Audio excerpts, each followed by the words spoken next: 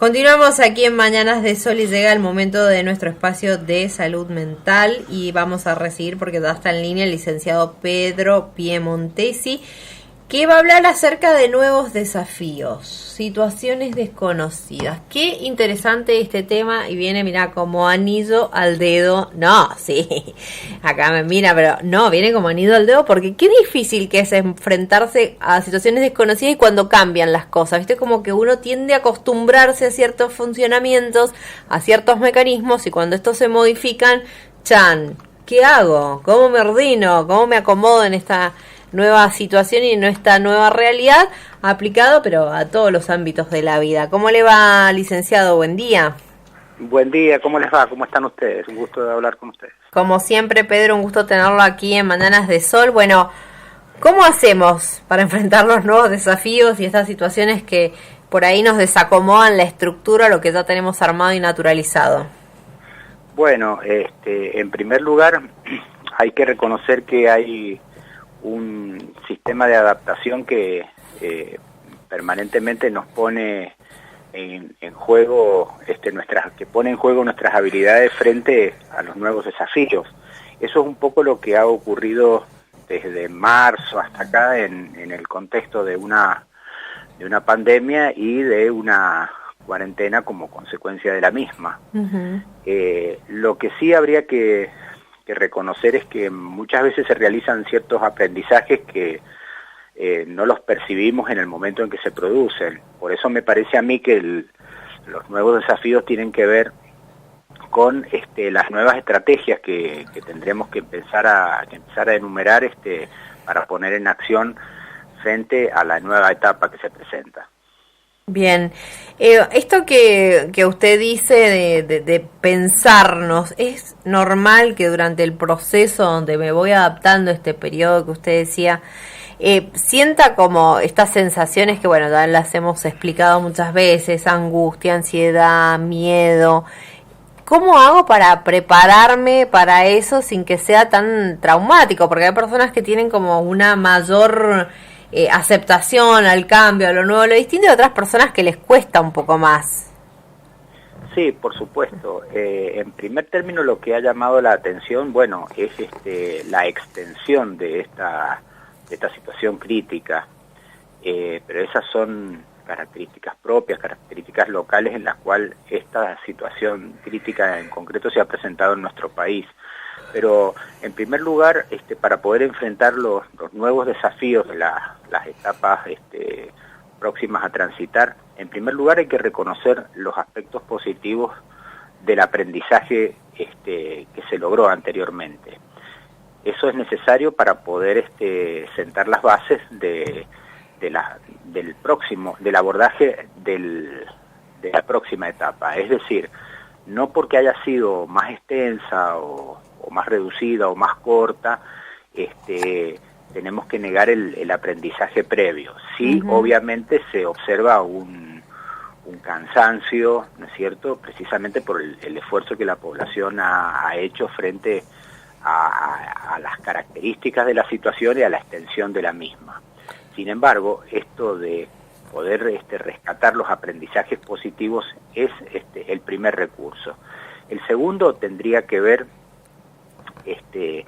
con que esos aprendizajes nos llevan a nuevos desafíos en la expresión.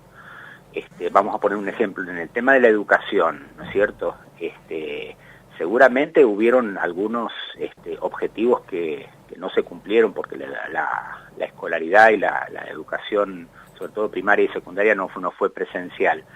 Sin embargo, seguramente deben haberse presentado grandes descubrimientos, es decir, grandes logros por parte tanto de los docentes como de los alumnos, y eso, digamos, sería importante rescatarlo. Uh-huh. Al igual que en otros ámbitos, ¿no es cierto? Pongo como ejemplo el tema de la educación, bueno, porque es el que más, por así decirlo, ha estado en observación de la sociedad. Claro. Pero seguramente hay aspectos positivos de la etapa que hemos transitado que van a ser necesarios para los nuevos desafíos. Bien, más allá de esta situación de crisis y de pandemia, hay que no pudimos prepararnos para nada, porque cuando quisimos acordar ya estábamos en aislamiento y en otro aislamiento más, y en otro aislamiento más. Y bueno, y ahora también con la incertidumbre que genera el abrirnos, porque si bien deseamos abrirnos y que todo sea normal, pero también está el miedo o el temor a sufrir algún contagio, que el virus se extienda, que no haya camas en la provincia de Mendoza si las necesitamos. Digo, todo eso está en el imaginario, aunque uno no lo haga explícito todo el tiempo, pero como que se piensan estas cuestiones.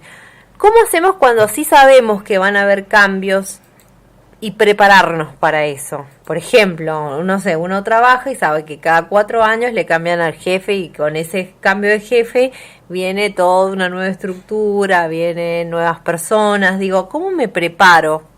¿O me puedo preparar o directamente tengo que ir viendo y surfeando la realidad como me vaya aconteciendo?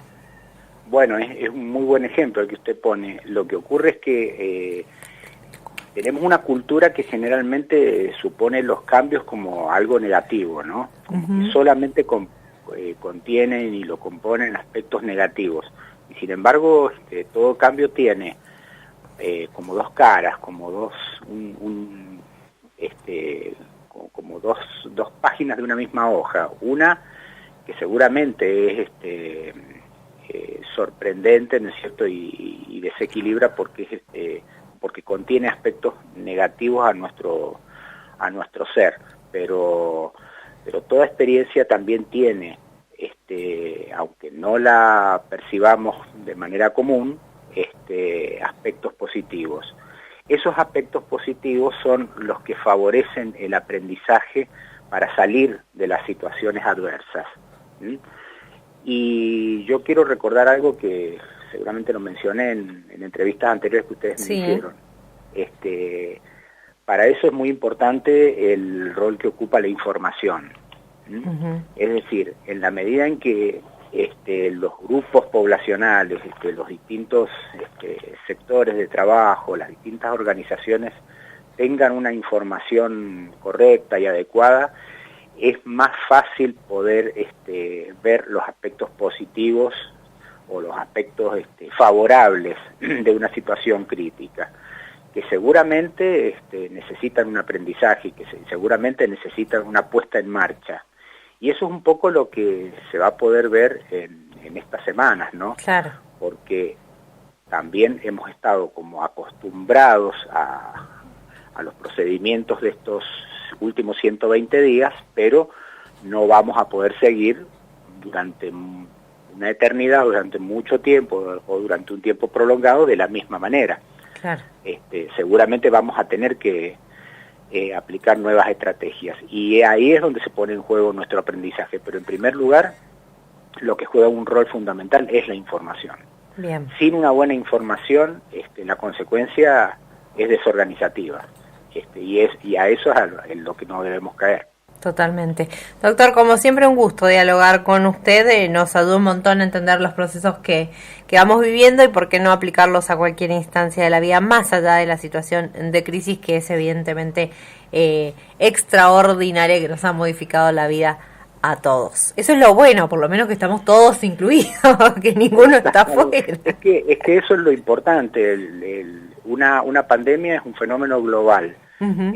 Es un fenómeno que nos involucra a todos, con distintos roles, con distintas circunstancias, con distintas características, pero cada uno tiene que pensar su lugar y su lugar en relación con la totalidad, ¿no? Entonces, bueno, por eso es importante que ustedes hagan, digamos, esta convocatoria, este espacio a la salud mental, porque en realidad los que informan son ustedes, y en realidad si los grupos poblacionales no tienen una buena información, no pueden organizarse.